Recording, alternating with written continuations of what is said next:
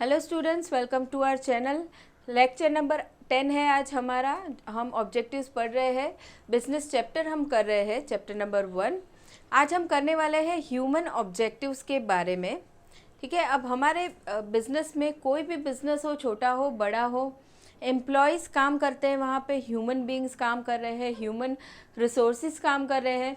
तो इनकी तरफ बिजनेस के काफ़ी सारे ऑब्जेक्टिव्स होते हैं जिसे फुलफ़िल किया जाए तो ही बिज़नेस अच्छे से चल पाता है, क्योंकि अगर एम्प्लॉयज़ खुश होते हैं तो ही वो अच्छे से आउटपुट देते हैं एंड बिज़नेस को ग्रो करने में हेल्प करते हैं। अब एम्प्लॉयज़ को मोटिवेट करने के लिए financial measures, financial benefit, non financial benefit, काफ़ी सारे इंसेंटिव्स वगैरह दिए जाते हैं ताकि एम्प्लॉयज़ मोटिवेट होकर काम करें, उन्हें अच्छी वर्किंग कंडीशंस दी जाती है। तो ये कौन कौन से ऑब्जेक्टिव्स रहेंगे, कौन कौन से ह्यूमन ऑब्जेक्टिव्स रहेंगे, वो आज हम देखेंगे। चलिए स्टार्ट करते हैं। Human objectives of business relate to employees who provide their services for the efficient working of the business. The success of the business largely depends on the quality of its employees. Business में कैसे employees है उस पर depend करता है business की success या failure. बहुत अच्छे एजुकेटेड एक्सपीरियंस एम्प्लॉय है तो वो बिज़नेस फटाफट से आगे जा सकता है, कंपटीशन में अच्छे से सर्वाइव कर सकता है। और मान लो अच्छे एजुकेटेड एम्प्लॉय नहीं है, प्रोफेशनल नहीं है, एक्सपीरियंस्ड एम्प्लॉय नहीं है, तो वो बिज़नेस को मार्केट में सर्वाइव करने के लिए भी बहुत प्रॉब्लम आ सकती है। Now the human objectives also relate to customers and members of the society. देखिए, सबसे पहला तो ह्यूमन ऑब्जेक्टिव में जब हम बात करेंगे, सबसे पहली बात हम एम्प्लॉयज़ के बारे में ही करेंगे मेनली, लेकिन कस्टमर एंड सोसाइटी भी रिलेट करते हैं ह्यूमन ऑब्जेक्टिव के लिए। Now therefore a business firm needs to undertake the following activities. अब बिजनेस ने कौन कौन से ऑब्जेक्टिव्स फुलफिल करने होंगे अंडर ह्यूमन ऑब्जेक्टिव्स। अब यहाँ पे सबसे फर्स्ट आने वाला है फेयर वेजेस। एम्प्लॉयज़ जो काम कर रहे हैं बिजनेस में, उन्हें फेयर वेजेस मिलना बहुत ज़रूरी है। जो भी हम सैलरी देते हैं, वेजेस देते हैं, रेम्यूनरेशन देते हैं एम्प्लॉयज़ को, वो फेयर होना चाहिए। फेयर का मतलब हो जाएगा एम्प्लॉय की जो क्वालिफ़िकेशन है, एक्सपीरियंस है, वो हिसाब से देना चाहिए।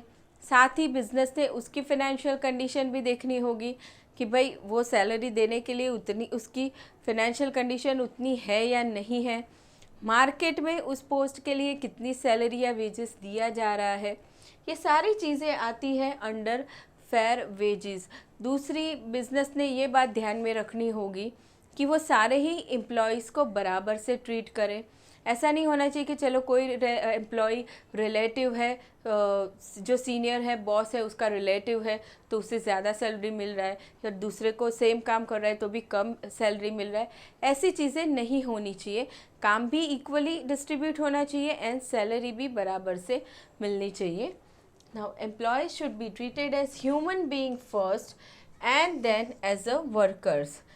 ठीक है, एम्प्लॉय को सबसे पहले एज अ ह्यूमन बीइंग करना, कंसिडर करना बहुत ज़रूरी है, and then as a worker they should be treated with respect and honour.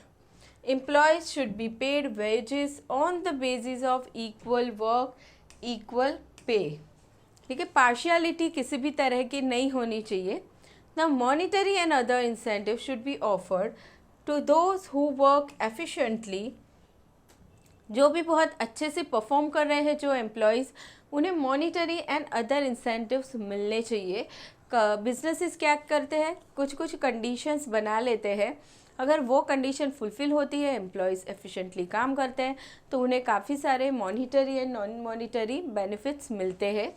There should be no discrimination of employees on the basis of caste, religion, etc.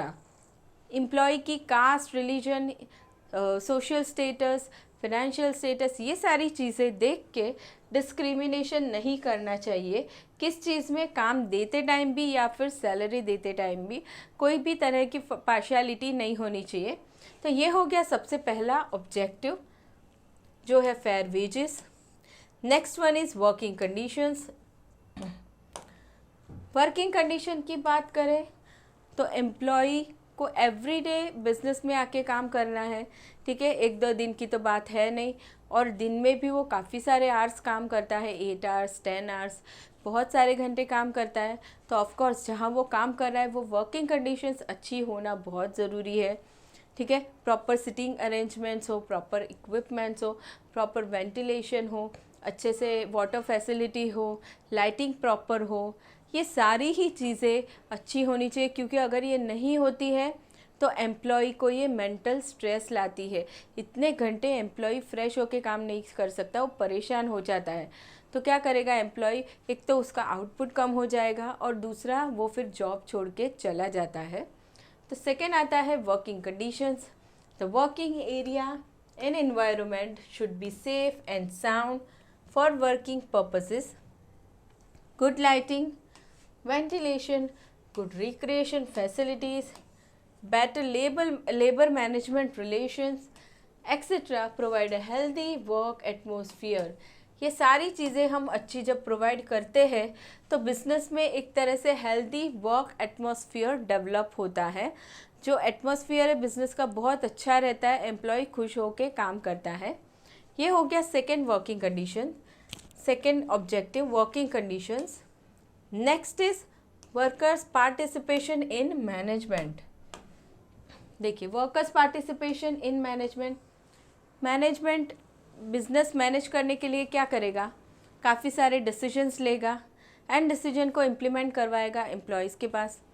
तो जब ये decision लिए जाते हैं तब मैनेजमेंट क्या करता है, एम्प्लॉयज़ के या सबॉर्डिनेट के ओपिनियंस कंसिडर कर सकता है या उनके सजेशन को कंसिडर कर सकता है, ठीक है। इससे क्या होने वाला है, एम्प्लॉय एक तो मोटिवेट हो जाएगा कि चलो हमारे मैनेजमेंट ने, हमारे बॉस ने हमें पूछा, हमारे सजेशंस लिए, और दूसरा क्या होगा, जब उसके सजेशन लिए जाएंगे तो एक्चुअल में काम तो एम्प्लॉय कर रहा है, तो वो बहुत अच्छे से नए नए आइडिया या ओपिनियन हमें दे सकता है ताकि मैनेजमेंट बहुत अच्छे से डिसीजन मेकिंग कर सके, ठीक है। तो एक कॉन्सेप्ट है मैनेजमेंट बाय ऑब्जेक्टिव, इसमें भी यही किया जाता है। मैनेजमेंट क्या करता है, सुपीरियर जो है वो एम्प्लॉयज़ के साथ मिल के ऑब्जेक्टिव सेट करता है एंड उसे इम्प्लीमेंट कैसे करना है वो सारी चीज़ें वो उसके एम्प्लॉयज़ के साथ बैठ के ही डिसाइड करता है ताकि एफिशिएंटली उस ऑब्जेक्टिव को फॉलो किया जा सके। Now that should be workers participation in management. This enables both employees and manager to understand each other's problems and improve relations। देखिए क्या होता है, वर्कर का अगर पार्टिसिपेशन किया जाए मैनेजमेंट में तो दोनों एक दूसरे को समझ सकते हैं, अच्छे से एक दूसरे की प्रॉब्लम्स को समझ सकते हैं एंड दोनों के रिलेशन इम्प्रूव होते हैं। It also helps to remove the air of mistrust and doubts and develops the confidence. काफ़ी टाइम क्या होता है, एम्प्लॉय को डाउट रहता है उसके मैनेजमेंट पे कि चलो मुझे काम बराबर से डिस्ट्रीब्यूट नहीं किया गया है, मुझे सैलरी बराबर से नहीं दी गई है, मुझे मशीनरी बराबर नहीं, ऐसे काफ़ी सारे डाउट हो सकते हैं। तो अगर साथ मिलके डिस्कशन करके, ठीक है, मैनेजमेंट काम कर रहा है तो एम्प्लॉय के दिमाग से सारे डाउट्स निकल जाते हैं और वो अच्छे से मोटिवेट होकर काम कर सकता है। The workers' participation in management is useful to make a strong, dedicated, responsible workforce. Workers can be associated with management through various schemes like Employees Director, Quality Circles, Works Committee, Suggestion Scheme, etc. ये सारी scheme के ज़रिए क्या हो सकता है, employees opinion दे सकते हैं मैनेजमेंट में, कंट्रीब्यूट कर सकते हैं मैनेजमेंट के अंदर। नाउ ये हो गया third. Fourth objective is welfare facilities. देखिए एम्प्लॉय काम कर रहा है बिजनेस में, हमने अच्छी सैलरी दे दी, ठीक है, वेजेस दे दिया, वर्किंग कंडीशन अच्छा दे दिया, तो बात यहाँ पे ख़त्म हो गई, ऐसा नहीं है। जब उस एम्प्लॉय के बारे में, कुछ वेलफेयर के बारे में जब कंपनी सोचती है तो वो एम्प्लॉय बहुत खुश रहता है, ज़्यादा मोटिवेशन से काम करता है, ठीक है। काफ़ी सारी बड़ी बड़ी कंपनीज़ होती है जो उनके एम्प्लॉयज़ के लिए काफ़ी सारी वेलफेयर फैसिलिटीज़ वो लोग करते हैं। Now employees should be provided proper welfare facilities.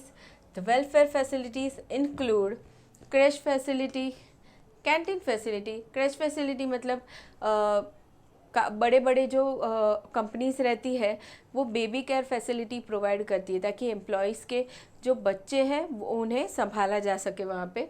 Canteen facility, recreation facility, rest rooms रहते हैं, ट्रांसपोर्ट फैसिलिटी मिलती है, ठीक है, जैसे कोई पर्टिकुलर स्टेशन है वहाँ से ऑफिस तक की ट्रांसपोर्ट फैसिलिटी मिल गई, या घर से भी पिकअप फैसिलिटी होता है, ठीक है, पिकअप एंड ड्रॉप। तो ये सारी फैसिलिटीज़ हेल्प करती है एम्प्लॉय को, ठीक है, उन्हें फ्रेश रखती है, वो टायर्ड नहीं रहते या मेंटली स्ट्रेस नहीं रहते, एंड उसकी वजह से वो बहुत अच्छा एफिशिएंटली काम कर सकते हैं। तो ये हो गया welfare facilities. Now next is human resource development. Employee business में आ गया। अब जब नए एम्प्लॉय की हम बात करेंगे, नया कोई एम्प्लॉय बिजनेस में अपॉइंट हुआ तो वो सीधा फर्स्ट डे से काम नहीं करने लगेगा, ठीक है, उसे बिज़नेस के बारे में जानना ज़रूरी है। बिज़नेस में क्या क्या टेक्नोलॉजी है, क्या प्रोसेसेस चल रहे हैं, ये सारी चीज़ों के रिलेटेड उस एम्प्लॉय को ट्रेनिंग डेवलपमेंट होना ज़रूरी है। सेम वे अगर कोई एम्प्लॉय पहले से एग्जिस्ट कर भी रहा है तो भी उसे कभी कभी रेगुलर टाइम पे ट्रेनिंग डेवलपमेंट देना पड़ता है।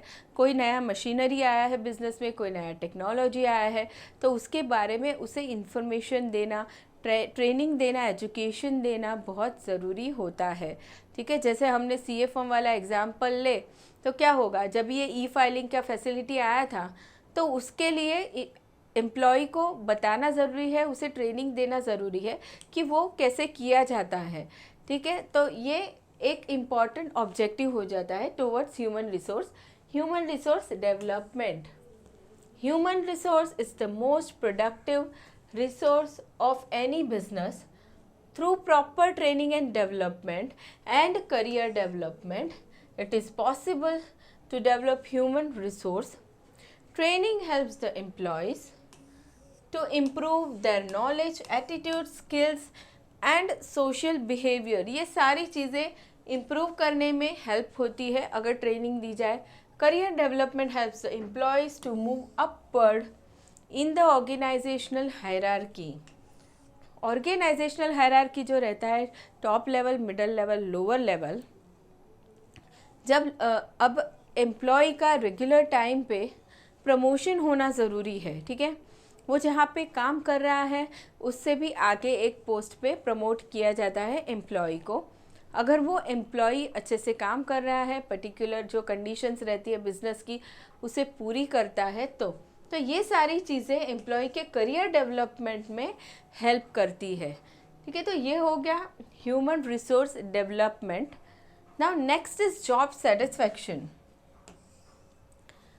अब जॉब सेटिस्फेक्शन की जब हम बात करेंगे तो एम्प्लॉय काम कर रहा है, उसके बदले हमने उसे सैलरी दे दिया, वेजेस दे दिया, ठीक है, तो ज़रूरी नहीं है कि चलो एम्प्लॉय अब यहाँ पे सेटिस्फाइड हो गया। नहीं, एम्प्लॉय जो काम कर रहा है, जो आउटपुट दे रहा है, उसके लिए अगर उसको सेटिस्फेक्शन है तो ही हम उसे ही हम कहेंगे जॉब सेटिस्फेक्शन, ठीक है। एम्प्लॉय उसके टारगेट्स बराबर से पूरे कर रहा है, अच्छे से काम कर रहा है, उसे रोज़ कुछ ना कुछ नया काम अगर दिया जा रहा है, ठीक है, वो जो लेवल पे काम कर रहा है उससे थोड़ा हायर लेवल का उसे हमने काम दिया, कुछ चैलेंजिंग दिया, कुछ नया दिया, तो क्या होता है उस काम को करने की वजह से एम्प्लॉय के माइंड में एक तरह का जॉब सेटिस्फेक्शन आता है और वो और ज़्यादा एफिशिएंसी से काम करता है। Now, business enterprise should provide challenging and interesting job opportunities to employees. If jobs are routine, देखिए एक ही तरह का काम देते जाएंगे, जो jobs are routine, monotonous or less challenging, then it breeds boredom and may lead labor turnover and absenteeism. Employee परेशान हो जाएगा, एक ही तरह का काम मिलेगा तो बोलेगा जाने दो, अभी नहीं करना है या एफिशिएंटली नहीं करेगा। अब उसकी वजह से क्या होगा, लेबर टर्नओवर मतलब एम्प्लॉय छोड़ के चले जाएंगे बिजनेसेस को। एंड दूसरा एब्सेंट रहेंगे, ज़्यादा आएंगे नहीं ऑफिस में, रेगुलर वर्किंग आवर्स में काम नहीं करेंगे, ये सारी चीज़ें हो सकती है। Proper job placement and motivation brings job satisfaction. Employee को उसकी क्वालिफिकेशन के हिसाब से, एक्सपीरियंस के हिसाब से प्लेसमेंट करना बहुत ज़रूरी है। कोई एम्प्लॉय की क्वालिफिकेशन मान लो मैनेजर के लेवल की है, बहुत अच्छा वो डिसीजन मेकिंग कर सकता है, इम्प्लीमेंटेशन करवा सकता है, ठीक है, उसे तुमने लोअर लेवल एम्प्लॉय बना दिया तो ये बराबर से प्लेसमेंट नहीं किया है तो एम्प्लॉय अच्छे से काम नहीं करेगा। ये सारी चीज़ें नहीं होनी चाहिए। एंड मोटिवेशन करना भी बहुत ज़रूरी है एम्प्लॉयज़ का, जिसकी वजह से उन्हें जॉब सेटिस्फैक्शन मिलता है। Job satisfaction leads to greater commitment on the part of the employees. Greater commitment leads to greater efforts. Better efforts results in higher performance. Improvement in performance can lead to higher rewards to the employees. Increase in rewards and recognition further improve job satisfaction. ठीक है, चलिए, अच्छा perform employ करता है तो उसे अच्छा reward मिलता है और ये रिवॉर्ड मिलने की वजह से एम्प्लॉय मोटिवेट होता है, उसे जॉब सेटिस्फैक्शन मिलता है। तो ये बात हो गई जॉब सेटिस्फैक्शन की। नेक्स्ट हम बात करेंगे human objectives towards customer and society. यहाँ पे आगे हमने देख लिया एम्प्लॉयज़ के बारे में, अभी हम एम्प्लॉयज़ की बात नहीं करेंगे, हम बात करेंगे कस्टमर की एंड सोसाइटी की। वो भी ह्यूमन बींग्स हैं तो उनकी तरफ भी कुछ ऑब्जेक्टिव्स बनेंगे। The firm should provide safer products to the customer. Customer के लिए क्या ऑब्जेक्टिव है, ह्यूमन ऑब्जेक्टिव क्या है कि उस कस्टमर को जो हम प्रोडक्ट दे रहे हैं वो उसके लिए सेफ़ हो, ठीक है। फूड प्रोडक्ट हम बात करें या मेडिसिन हम कहें या इलेक्ट्रॉनिक प्रोडक्ट हम कहें, ये सारे ही प्रोडक्ट जो हम सेल कर रहे हैं कस्टमर को वो उसके लिए सेफ़ होना चाहिए, उसकी हेल्थ को नुकसान पहुंचाए वैसा नहीं होना चाहिए। Now the product consumption must not harm the health of the customer. As far as the society is concern, society की अब हम बात करेंगे। The firm must degrade the environment. The firm must make every possible effort to bring out green products and also undertake pollution control measures। देखिए products कैसे बनाने हैं, mostly जो एनवायरनमेंट फ्रेंडली हो एंड पोल्यूशन भी बहुत कम होना चाहिए सोसाइटी में, ये ट्राई करनी है बिजनेसेस ने।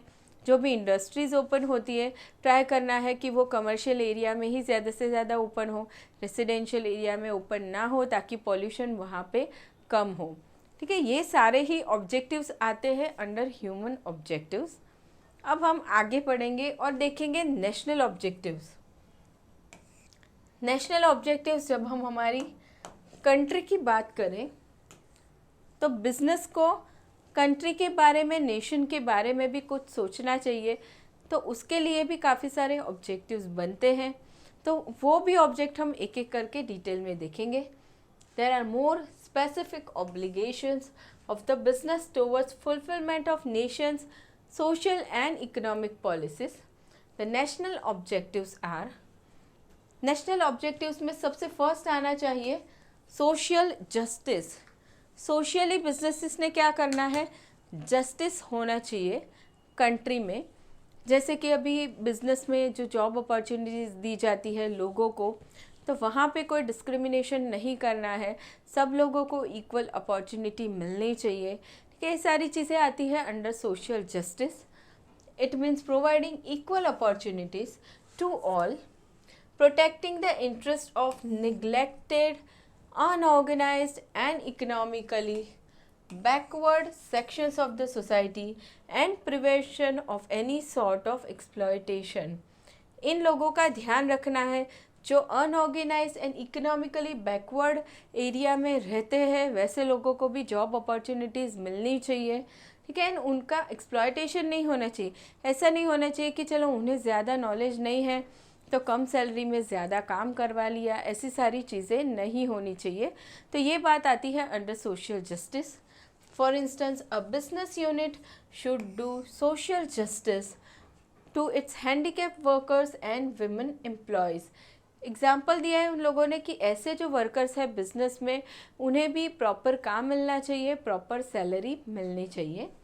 ये हो गया first point. Next one is development of small scale industries.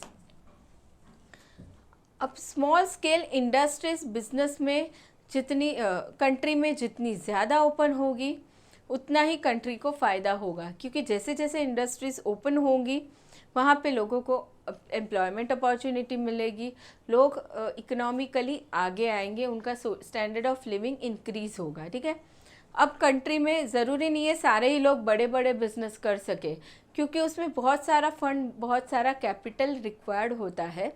Small scale industry क्या होगा, छोटे छोटे कैपिटल इन्वेस्टमेंट करके लोग बिजनेस करना चाहेंगे, तो ऐसे स्मॉल स्केल इंडस्ट्रीज़ का डेवलपमेंट कंट्री में होना चाहिए।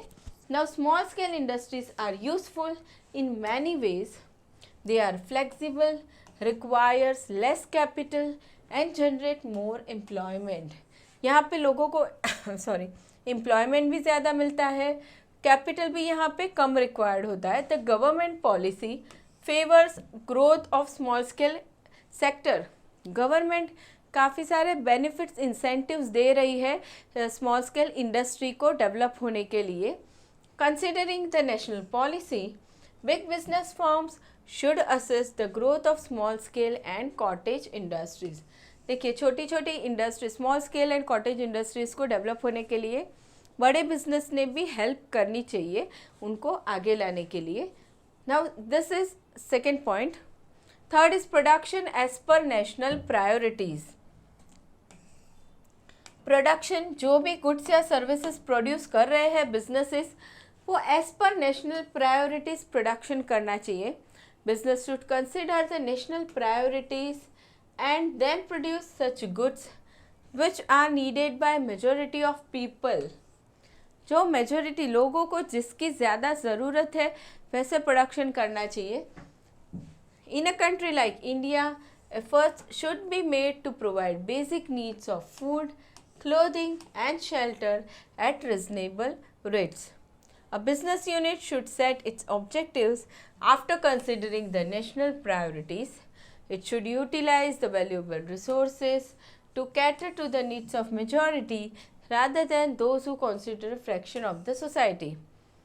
अभी ऐसे लोग जो सोसाइटी में बहुत कम है, ठीक है, वैसे लोगों के बारे में बिजनेसेस को नहीं सोचते रहना चाहिए। मेजॉरिटी रिक्वायरमेंट क्या है, मेजॉरिटी लोगों को क्या चाहिए, उसको ध्यान में रख के बिजनेस ने सिलेक्ट करना चाहिए कि वो कौन सा प्रोडक्ट बनाएगा एंड सेल करेगा। Now next one is self sufficiency. अभी सेल्फ सफिशिएंसी की बात करेंगे तो every business enterprise should make use of available natural resources and man power for economic development. Business में नेचुरल रिसोर्सेज भी यूज़ होते हैं, मैन पावर भी यूज़ होता है, अदर रिसोर्सेज भी यूज़ होते हैं। It should reduce the countries dependence on foreign countries by producing goods in indigenously or by promoting exports and reducing import. Self sufficiency, दूसरों पे ज़्यादा डिपेंड नहीं होना है, यहाँ पे ऐसा बताया गया है। क्या करना है बिजनेसेस ने, खुद की ही कंट्री से सारी चीज़ें अवेलेबल हो जाए वो ट्राई करना है। ठीक है, इंपोर्ट पे ज़्यादा डिपेंड नहीं रहना है, एक्सपोर्ट हमें हमारा ज़्यादा बढ़ाना है ताकि हमारी कंट्री में फॉरेन एक्सचेंज ज़्यादा आए और हमारे गवर्नमेंट को हेल्प मिले। ठीक है, तो दूसरी कंट्री में डिपेंडेंसी ज़्यादा नहीं होनी चाहिए, वेदर वो एम्प्लॉयज़ की हम बात करें या फिर हम रिसोर्सेज की बात करें। तो ये हो जाएगा self sufficiency. Now next one is development of backward areas. Backward area, अभी जब भी बिजनेसेस पहले से डेवलप होते आ रहे थे तो पहले कैसा था कि अर्बन एरियाज़ या सिटीज़ में मोस्टली बिजनेसेस ओपन होते थे, वहाँ पे लोगों को एम्प्लॉयमेंट अपॉर्चुनिटी मिलती जाती थी और वहीं पे लोगों की इनकम इंक्रीज़ होती थी, स्टैंडर्ड ऑफ लिविंग वहीं पे लोगों का बढ़ता था। और जो बैकवर्ड एरियाज़ है वहाँ पे बिजनेसेस ओपन नहीं होते थे, वहाँ पे लोगों को अपॉर्चुनिटी ज़्यादा नहीं मिलती थी, वहाँ के लोग गरीब ही रह जाते। ठीक है, अब गवर्नमेंट ने क्या किया काफ़ी सारे इंसेंटिव्स बेनिफिट्स देने लगी बिजनेसेस को कि अगर वो बैकवर्ड एरिया में बिजनेस ओपन करते हैं तो ही उनको मिलेंगे। और बिजनेस ने भी क्या ट्राई करना है कि बैकवर्ड एरिया में भी बिजनेस ओपन करो ताकि वहाँ पे भी लोग आगे आ सके, उनकी भी इनकम बढ़ सके। ठीक है, तो बैकवर्ड एरिया का भी डेवलपमेंट करना बहुत ज़रूरी है ताकि हमारी कंट्री में बैलेंस हो जाए। ठीक है, ऐसा नहीं है कि खाली सिटीज़ ही आगे आती रहे और रूरल एरिया पीछे रह जाए, ऐसा ना हो। Now, business firms may assist in development of backward areas. This can be done by setting up industries in backward areas. Large business firms may also provide financial or technical assistance to units in backward areas. Such actions on the part of business firms would enable balanced regional development in the country. देखिए, backward areas में businesses अगर open होंगे, ये बड़े बड़े businesses जो है financial and technical help करेंगे वहाँ पे, तो क्या हो जाएगा, बैलेंस आ जाएगा, बैलेंस रीजनल डेवलपमेंट होगा हमारी कंट्री का। तो ये एक ऑब्जेक्टिव हो जाएगा टुवर्ड्स नेशन बिजनेसेस का। ये हो गया फिफ्थ ऑब्जेक्टिव। आगे बढ़ते हैं, नेक्स्ट देखते हैं sixth, employment opportunities. Yes, employment opportunity provide करना ये भी एक बहुत बड़ा ऑब्जेक्टिव है बिज़नेस का हमारी कंट्री के लिए। जितने ज़्यादा से ज़्यादा बिज़नेस ओपन होंगे कंट्री में, उतने ही ज़्यादा लोगों को जॉब अपॉर्चुनिटी मिलती जाएगी। Now business firm should create employment opportunities in the country. Employment facilities can be provided directly और इनडायरेक्टली। दो तरीके से एम्प्लॉयमेंट मिलेगा। डायरेक्ट की बात करेंगे, direct employment can be generated with in the form itself. Business चालू हुआ, कोई भी बिजनेस ले लो, ठीक है, रिटेल शॉप है या सुपरमार्केट है या होटल है या हॉस्पिटल है या एजुकेशनल इंस्टीट्यूशन है, कुछ भी है, बिजनेस चालू हुआ, सबसे पहले तो उसको खुद को एम्प्लॉयज़ की रिक्वायरमेंट होगी, जॉब अपॉर्चुनिटी वहीं पे ओपन हो जाएगी। दूसरी चीज़, इनडायरेक्ट एम्प्लॉयमेंट की बात करें तो उस बिज़नेस को चलने के लिए बाकी सारे कितने सपोर्टिव बिजनेस और यूज़ करने पड़ेंगे, जैसे बैंकिंग फैसिलिटी है, ट्रांसपोर्टेशन फैसिलिटी है, इंश्योरेंस है। तो वो जो बिजनेसेस साथ साथ में डेवलप हो रहे हैं वहाँ पे भी लोगों को एम्प्लॉयमेंट मिलेगी, वो हो जाएगा इनडायरेक्ट एम्प्लॉयमेंट जनरेट होना। Now indirect employment can be generated by encouraging small scale units, cottage industries and other self employment projects। इन चीज़ों में भी एम्प्लॉयमेंट अपॉर्चुनिटी मिलेगी लोगों को, ये भी इनडायरेक्ट एम्प्लॉयमेंट बताते हैं। ठीक है, ये हो गया six employment opportunities. Now next is national integration and communal harmony. Businesses ने क्या करना है, नेशनल इंटीग्रेशन लाना है, कम्युनल हार्मनी रखना है, मतलब कास्ट वाइज या कैसे भी तरीके से डिस्क्रिमिनेशन नहीं होना चाहिए, पार्शियलिटी नहीं करनी है। Business firms are referred as corporate citizens. देखिए, बिजनेसेस भी एक तरह के कॉरपोरेट सिटीजन्स है, therefore they should work for national integration and communal harmony.